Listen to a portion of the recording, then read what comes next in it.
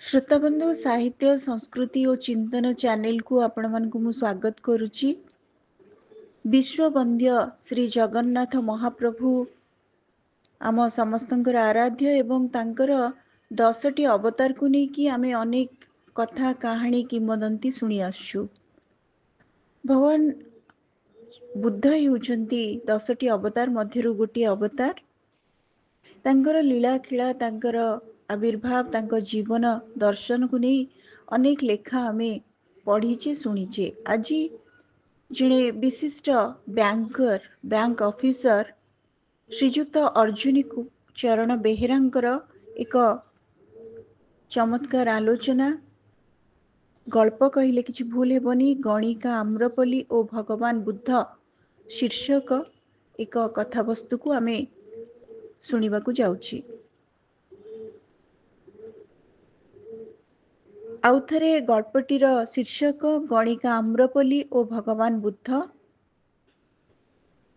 कथाकार श्रीजुक्त अर्जुनी चरण बेहेरा। पूर्व काल रे वैशाली एक समृद्ध गणराज्य थिला। सुशासन रे प्रजा माने सुखरे काल काटुथिले।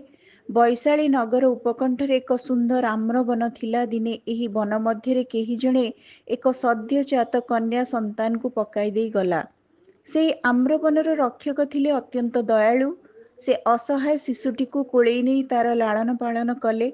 आम्रवनरु पाइथिबा हेतु से कन्यार नाम रखिले आम्रपल्ली।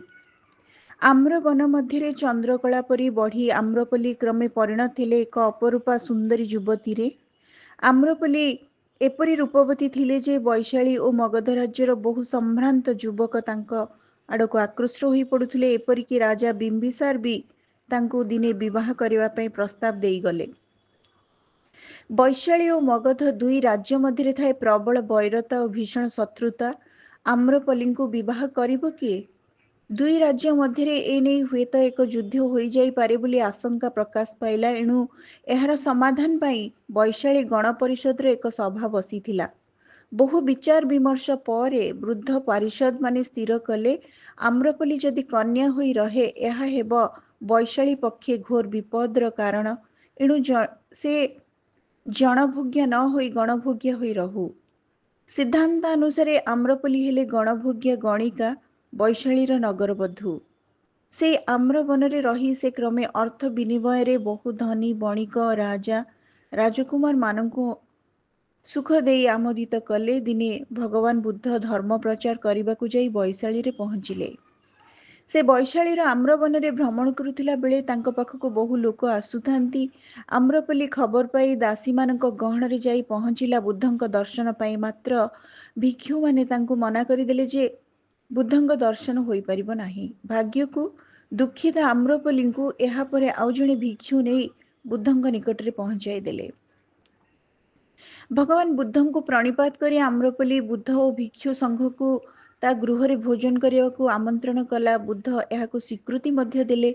गणिका आम्रपल्ली गृह रे बुद्धदेव भोजन करिवे ए कथा सुनी वैशालीर संभ्रांत माने आश्चर्य हुई बुद्धं को एथुरु निवृत्त रहबा को अनुरोध कले। बुद्ध कहिले मु समस्तंक निमंत्रण रक्षा करे। मो पाखरे उच्च नीच आभिजात्यर कौनसी भेदाभेद नाही।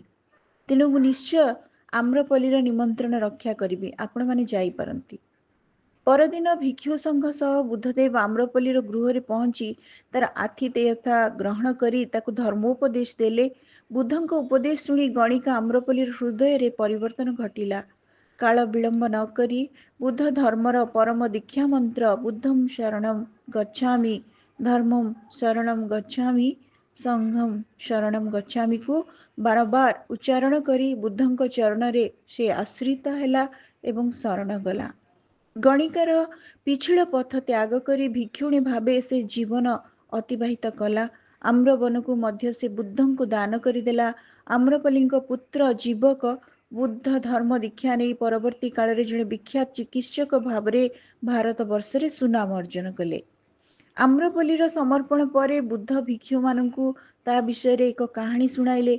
बुद्ध कहिले पूर्व जन्म रे आम्रपल्ली एक कपोत पक्षी थिला। हठात दिने जो बनरे से सुखरे विहार करुथुला सेठारे निया लागिगला। पशु पक्षी माने आर्त होई कोलाहल करबाकू लागिथिले। ଏହା ଦେଖି କପୋତ ପକ୍ଷୀ ପାଖରେ ବହି ଯାଉଥିବା ଏକ ନଈରେ ଯାଇ ବୁଡ଼ି ପଡ଼ୁଥିଲା।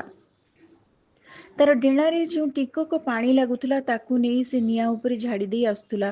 ଏହା ଦେଖି ସ୍ୱର୍ଗରେ ଦେବତାମାନେ ହସିଲେ ଓ ତାକୁ ପଚାରିଲେ, ଏତିକି ପାଣି ପକାଇ ତୁ ନିଆଁ ଲିଭାଇ ପାରିବୁ କିପରି? କପୋତୀ କହିଲା, କେହି ତ କିଛି କରୁନାହାନ୍ତି, ମୋ ଦ୍ୱାରା ଯାହା ସମ୍ଭବ ତାହା ମୁଁ କରୁଛି। ଦେବତାମାନେ ଲଜ୍ଜା ଅନୁଭବ କଲେ ଏବଂ ବର୍ଷା କରି ଜଙ୍ଗଲର ନିଆଁ ଲିଭାଇ ଦେଲେ। ସେଇ କପୋତୀଟି ଏହି ଜନ୍ମରେ ଆମ୍ରପଲି ରୂପେ ଜନ୍ମ ହୋଇଛି। ଭଗବାନ ବୁଦ୍ଧ ଥିଲେ କରୁଣାବତାର। ତାଙ୍କ କରସ୍ପର୍ଶରେ ବିପଦଗାମୀ ମନୁଷ୍ୟ ହୃଦୟ ପରିବର୍ତ୍ତନ ହୋଇଯାଉଥିଲା। ତାଙ୍କର କରୁଣାକର ସ୍ପର୍ଶରେ ଦୁର୍ଦାନ୍ତ ନରହନ୍ତାକୁ ଅଙ୍ଗୁଳିମାଳ ତାଙ୍କର କରୁଣାକର ସ୍ପର୍ଶରେ ଦୁର୍ଦାନ୍ତ ନରହନ୍ତା ଅଙ୍ଗୁଳିମାଳ ତାଙ୍କ ଶିଷ୍ୟତ୍ୱ ଗ୍ରହଣ କରିଥିଲା ଏବଂ ଚଣ୍ଡାଶୋକ ଅଶୋକ ଧର୍ମାଶୋକରେ ପରିଣତ ହୋଇଥିଲେ। ଏଣୁ କରୁଣାବତାର ଭଗବାନ ବୁଦ୍ଧଙ୍କ ବିଷୟରେ ଶ୍ରୀମଦ୍ ଭାଗବତରେ ଅତିବଡ଼ି ଜଗନ୍ନାଥ ଦାସ କହିଛନ୍ତି, ପ୍ରବୁଦ୍ଧ ବୁଦ୍ଧ ଅବତାରେ ଜ୍ଞାନ ବିସ୍ତାରେ ଏ ସଂସାରେ। ପ୍ରବୁଦ୍ଧ ବୁଦ୍ଧ ଅବତାରେ ଜ୍ଞାନ ବିସ୍ତାରେ ଏ ସଂସାରେ। ଶ୍ରୋତାବନ୍ଧୁ, କଥାକାର ଅର୍ଜୁନୀ ଚରଣ ବେହେରାଙ୍କ ଦ୍ୱାରା ଲିଖିତ ଆଜିର ଏହି ଶୀର୍ଷକ ଗଣିକା ଆମ୍ରପଲି ଓ ଭଗବାନ ବୁଦ୍ଧ କାହାଣୀଟି ଆପଣମାନଙ୍କୁ କେମିତି ଲାଗିଲା? ଆପଣମାନଙ୍କର ମତାମତ ଅପେକ୍ଷାରେ ରହୁଛି। ଧନ୍ୟବାଦ।